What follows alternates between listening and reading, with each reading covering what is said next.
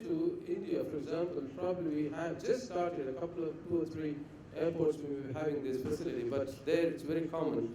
As a result, when the perishable products are moved from the source of production into the airport, before it is put onto the cargo aircraft, they have to be stored. And you have to go through the customs clearance process, and if it is lying there for 2-3 days without preservation, so you actually tend to lose.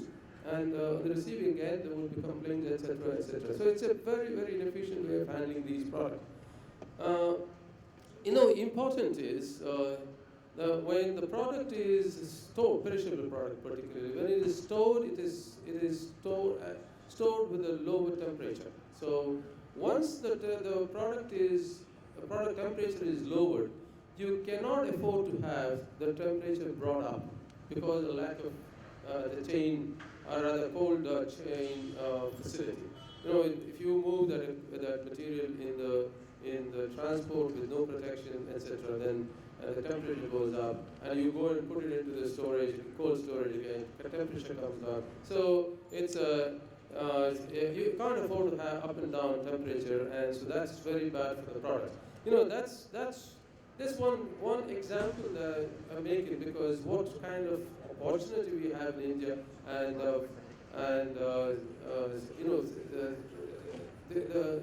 I'm actually was wondering. I was looking at the list of speakers for this forum, for this conclave, and I would have wished that the one party which is really missing is the bureaucrats and politicians, because when you ultimately conclude this conclave, at the end of the conclave, you will find that there are so many areas where there is scope for improvement. And who is responsible for that improvement? Because we as manufacturing companies or producers, and we as logistics people, you can only do a certain extent, but then you cannot be building infrastructure, and you cannot be building roads and bridges and airports. So you need to depend on the public investment, that is government and the institutions such as those. So I was just coming to, when I mentioned to you about this retail business, etc. And when I come to the manufacturing and capital projects, because I'm quite involved and quite interested in the capital projects, logistics, and we currently are building almost about $16 billion worth of capital projects, and giving you a flavor of the size of the project and the logistics involved, because we are very close to receiving 100% of the equipment and materials for the project. And imagine we have, I think, almost something like 170,000 tons of brake bulbs, and almost about 30,000 tons of containerized cargo, and about 2,000 tons of air freight cargo, and spending almost about 600-700 crores just towards logistics, just towards transportation costs. And so that's the size of it. And if you look at this, the type of equipment we have, almost about 300 to 400 pieces of equipment are having the weight more than 250 tons. And so the total cubic volume is almost about 1.5 million cubic meter of the cargo that we move. And fortunately for us, it is not so for many other owners of the capital projects. Fortunately for us, because we are located in Jamnagar, we have got a waterfront, the seafront, about 14 kilometers away from the site. And we have built our own Lolo jetty and the Roro jetties. And we built a very heavy-duty haul road from the jetty, that is the seafront, to our site, private road, wide enough to take equipment of 18 meter to 20 meter diameter. And so we have moved equipment 110 meter tall, and 5 or 6 meter diameter in single piece. with probably we received this equipment from either, I think, Larsen & Toubro or Korea, because Larsen & Toubro also made one such equipment. We moved that from Larsen & Toubro yard, it was made in Nazira, and we moved it in a barge and brought it into Jamnagar, and unloaded in a ro-ro jetty, moved in SPMTs right through the site. With one small exception, that we have a road crossing across the highway, and that's the only bottleneck we had for just that. And just imagine, just for one crossing, we really had to go through a lot of permission. Every consignment moving and crossing that road had to be cleared by the authorities. Permission, we had to apply beforehand, pay the fee, the permission to cross the road, because they have to stop the traffic, etc. on both sides. And it's a very big hassle. But I've also give you an example of some equipment that we got made in up country, landlocked fabrication shops.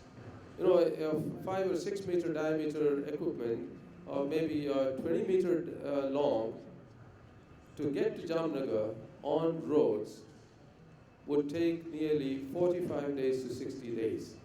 Imagine, and even that depends on which road you take.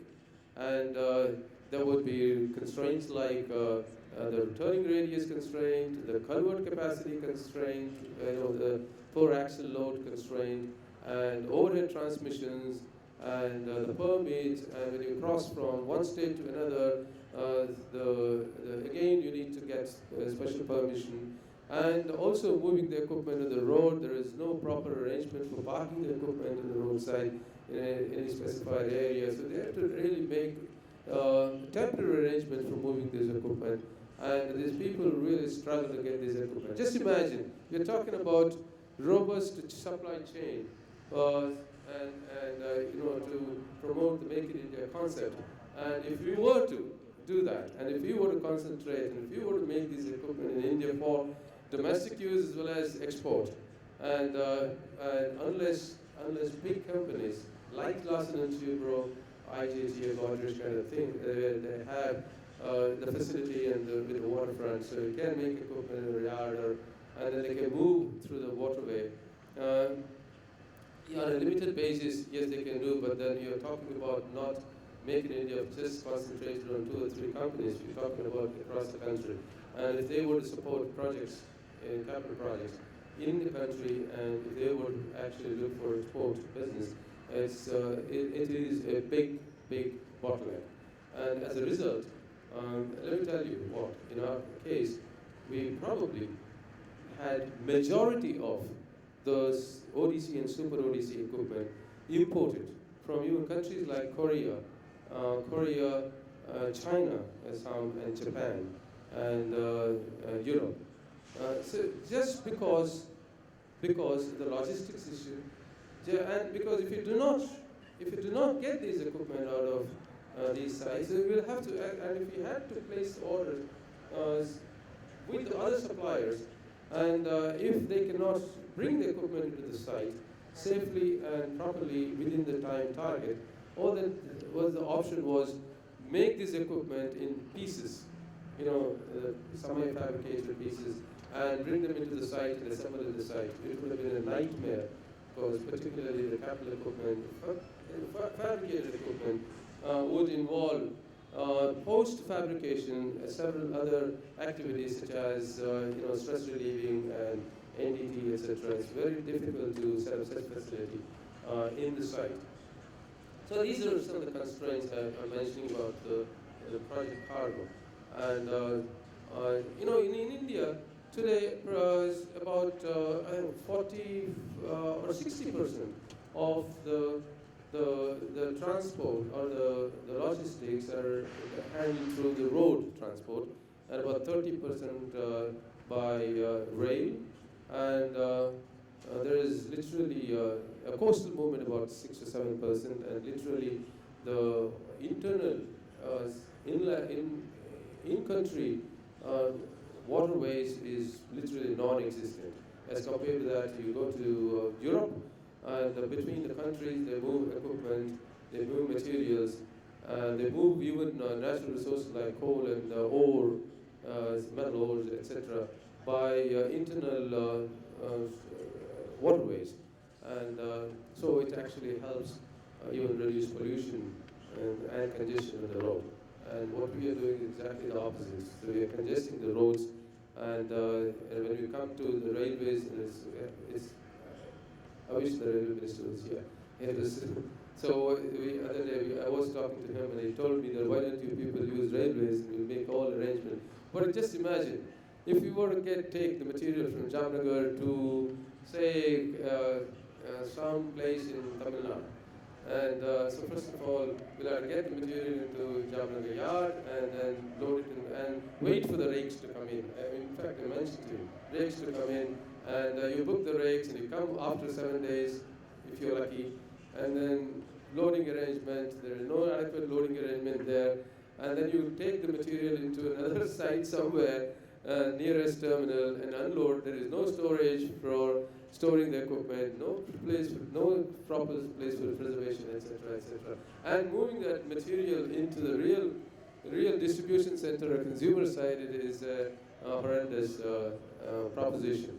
So it's literally, it is not actually adequate and suitable for the kind of manufacturing activities that companies such as we undertake, because our movement of the volume of material movement is extremely large.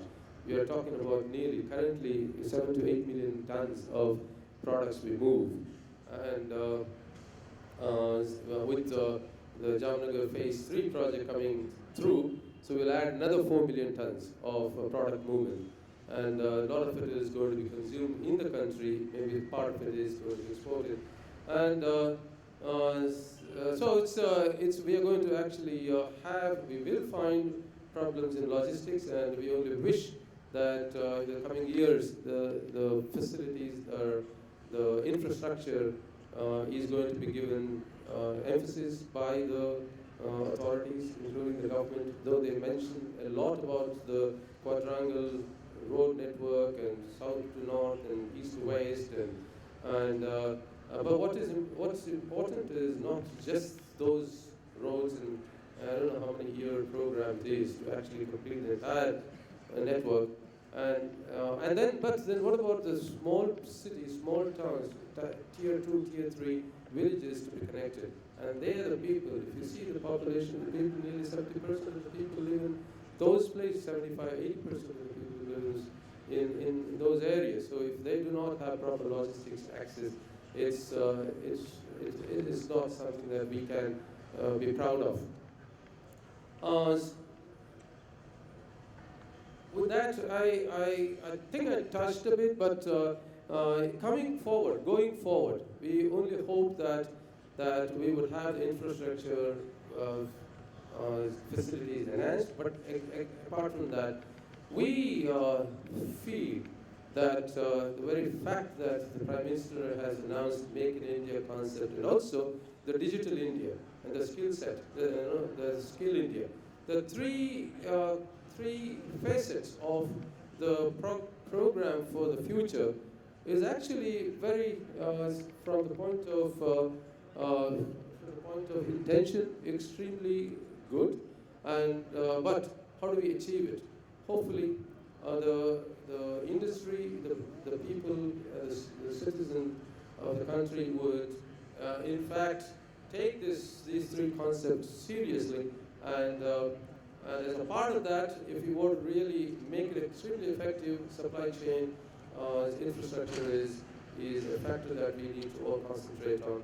And with that, I wish the conference a great success, and the participants, I'm sure, will benefit from this conference, and at the end of the conference, you will take back home some message, and in your workplace, you may be able to implement a few things, or at least influence the people who are the decision makers, and give your views from whatever you learn from this conference.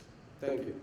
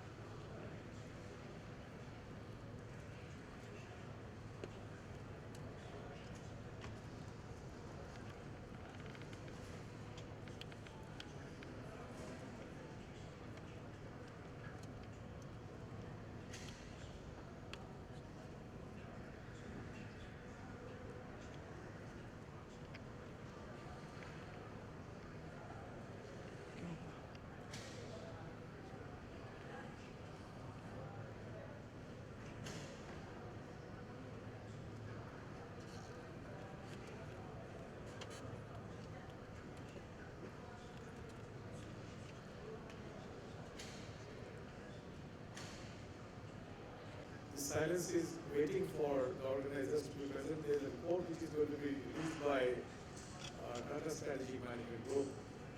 So please bear with us for a moment and it will be done.